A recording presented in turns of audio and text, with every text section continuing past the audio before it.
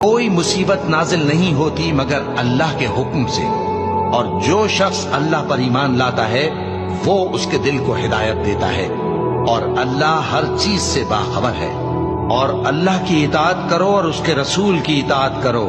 بس اگر تم منہ پھیر لوگے تو ہمارے پیغمبر کے ذمے تو صرف پیغام کا کھول کھول کر پہنچا دینا ہے۔